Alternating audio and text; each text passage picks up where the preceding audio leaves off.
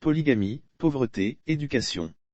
Marguerite Aboué, la fondatrice de la bande dessinée Aya de Yopougon, s'est exprimée sur des sujets actuels de la société ivoirienne sans manquer de cracher ses vérités.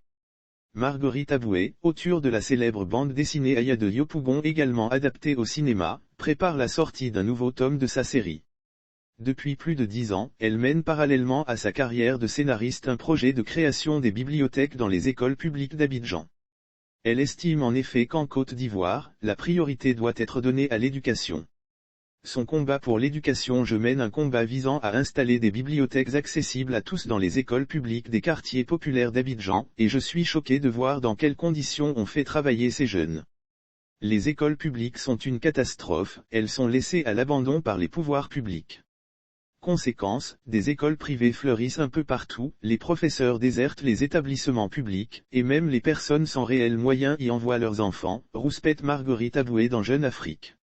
J'espère que les 3000 jeunes qui fréquentent mes bibliothèques y sont pour quelque chose alors que le taux de réussite du BEPC en 2022 est de 28,89% contre 41,27% en 2021, le taux de réussite du baccalauréat session est lui de 30,78% contre 29,24% l'année dernière, soit une hausse de 1,54 points.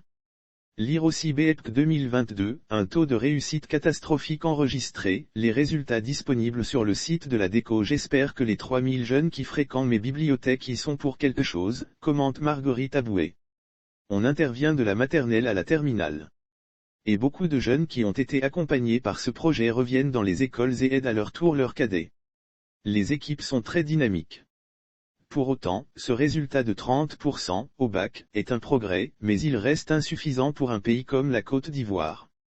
Madame Aboué pense que le taux de réussite pourrait être beaucoup plus élevé si le gouvernement donnait les moyens à cette jeunesse de travailler dans de meilleures conditions. Selon elle, il serait d'ailleurs intéressant de connaître le taux de réussite des écoles privées et celui des écoles publiques. Ce débat autour de la légalisation de la polygamie est très dangereux. La native de Yopougon a par ailleurs dénoncé le projet de loi sur la polygamie optionnelle porté par le député Yacouba Sangaré. Elle dénonce la proposition de l'honorable qui préconise que la femme vue avec dédain comme maîtresse, soit prise en compte et qu'elle soit également protégée par la loi.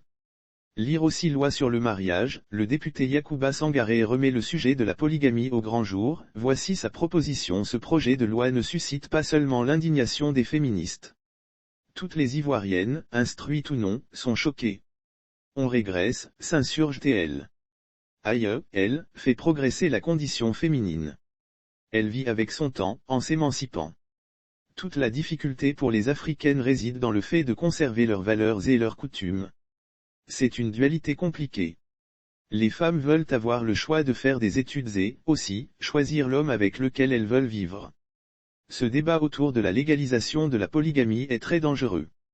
Et, une fois de plus, il est porté par des hommes, qui ne se sont pas souciés de demander l'avis des femmes.